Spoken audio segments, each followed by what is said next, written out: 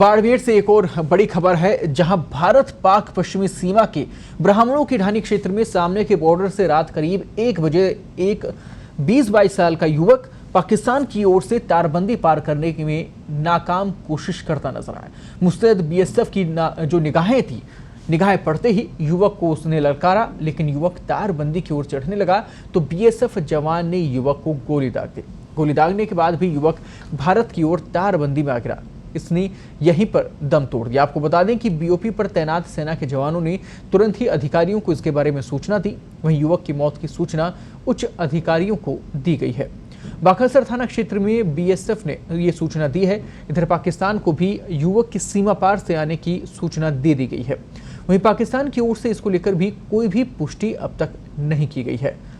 आपको बता दें कि तारबंदी पार करते समय ये जो युवक था, इसको अलर्ट भी किया गया था, जो सेना की तरफ से इसे कहा गया था, लेकिन ये युवक तारबंदी पर लगातार चढ़ता रहा और भारत की तरफ जो तारबंदी थी उसमें कूदने का जो प्रयास था वो इस युवक का था।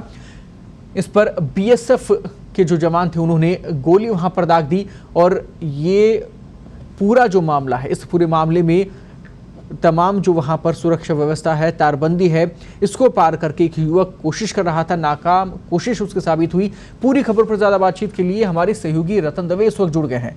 रतन, क्या है पूरी खबर, क्या है पूरी खबर पर अपडेट?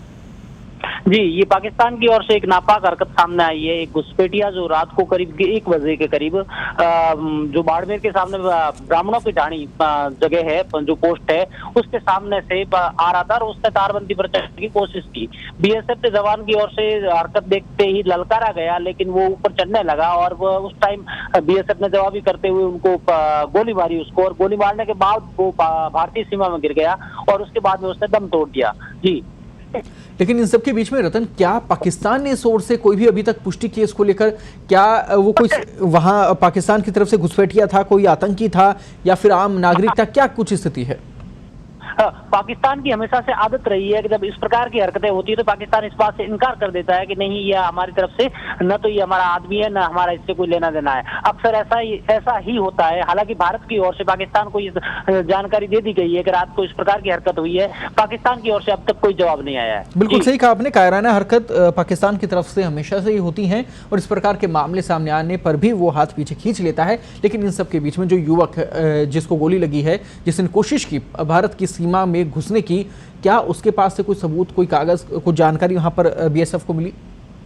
जी, बीएसएफ को अभी तक उसके पास से कोई जानकारी नहीं मिली है। हालांकि अभी 2 दिन पहले ही बाड़मेर के अंदर नकली नोट की एक खेप पकड़ी गई थी 6.58 लाख की।